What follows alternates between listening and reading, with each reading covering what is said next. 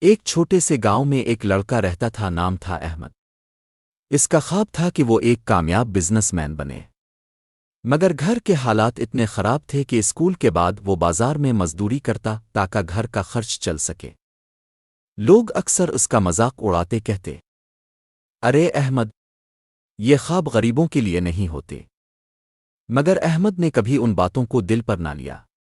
وہ رات کو مطالعہ کرتا، نئی چیزیں سیکھتا اور ہر روز خود سے کہتا، اگر خواب بڑا ہو تو محنت بھی بڑی کرنی پڑتی ہے۔ سالوں کی محنت کے بعد احمد نے چھوٹا سا کاروبار شروع کیا۔ شروع میں ناکامیاں ملے، نقصان ہوا، لیکن اس نے ہمت نہیں ہاری۔ ہر ناکامی سے ایک نیا سبق سیکھا۔ آخرکار ایک دن وہی احمد جسے لوگ تانے دیتے تھے، ایک کامیاب اور معزز بزنس مین بن گیا۔ گاؤں کے لوگ اس پر فخر کرنے لگے۔ احمد ہمیشہ کہتا تھا، کامیاب وہی ہوتا ہے جو مشکلات کو اپنی منزل کا زینہ بنا لے۔